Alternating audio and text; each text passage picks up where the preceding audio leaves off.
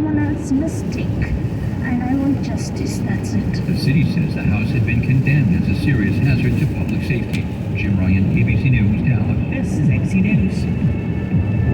Those were the latest headlines live from our radio newsroom. Now let's go back to ABC News Live. And maybe a quarter-point rise in interest rates. The minority saying we might get nothing from the Fed. Goldman Sachs' economist came out over the weekend and actually said he believes the Fed will do nothing for the foreseeable future until the banking system calms down. So what do you say to people listening to this and saying, okay, what does that mean? What do I do with my money? Well, you know, these are scary times, but if you have less than $250,000 in the bank, you don't really need to worry, because as long as you're in an FDIC-insured bank, your money is safe. And beyond that, if you have more money in the bank than that, you might want to think about opening up multiple accounts in different banks so you don't sort of have all your eggs in one basket, so to speak. And while all this is happening, Facebook's parent group Meta just announced 10,000 layoffs. How does that factor into all this? Well, it definitely means that more people may be struggling, losing their jobs. 10,000 more jobs there at Meta on top of the 13,000 earlier this year. But, you know, this problem is not specific to Meta. They are dealing with a big drop in digital ads. And also remember, they're trying to pivot over to the metaverse, which hasn't been going too well for them. A lot of investors have been very critical of the way Meta has handled that. But overall, we continue to see this belt tightening in the tech sector. And of course, these two banks collapsing were very closely tied to tech investors. So it's been a very rough time for them. All right. Alexis Christophers, thank you. Thanks. And if you want to ask Alexis any personal finance questions, you can leave a message on our Instagram feed. She just might answer your question live right here on Thursday.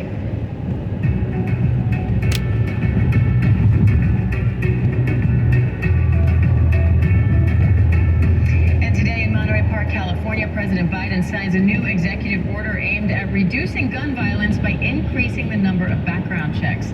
The order comes after a January shooting in Monterey Park killed 11 people and injured 9 others. ABC's Ike Ajachi has more on this. Ike, what's in this executive order? What is the president aiming to do here?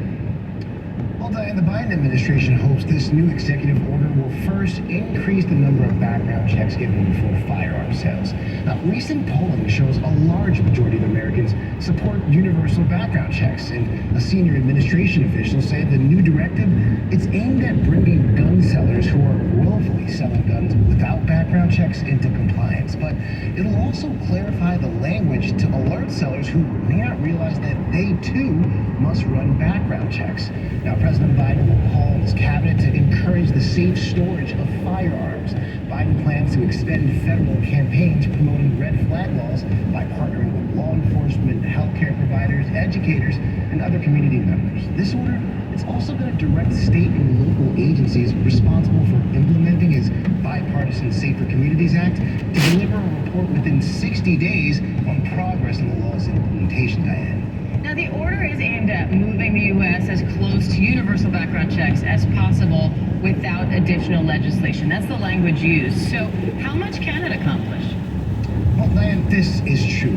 There's only so much President Biden can do in terms of implementing gun safety reform outside of this bipartisan Safer Communities Act without the help of Congress. What the president cannot do, and what he'll repeatedly ask Congress to do later today, is banning assault weapons, banning high-capacity magazines, and eliminating immunity for gun manufacturers who knowingly put weapons of war on the streets, Diane. Now, the president is also delivering remarks in Monterey Park. What do you think we're going to hear from him, Mike? Well, Diane, President Biden has often played the role of consoler-in-chief. He's traveling to a community where just a couple of months ago, a gunman claimed the lives of 11 people, injured 9 others, and emotionally disrupted the lives of thousands. Expect the president to take a moment to grieve with the community, as well as similar communities across the country. But the president will also try to offer a solution to what these communities experience after such tragic events.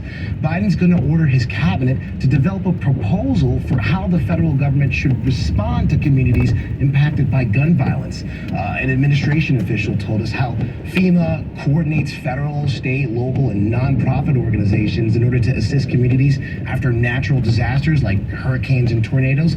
President Biden wants to develop a similar system to respond to communities following mass shootings, Diane. All right, Ike Ajachi, we appreciate it. Thank you, Ike.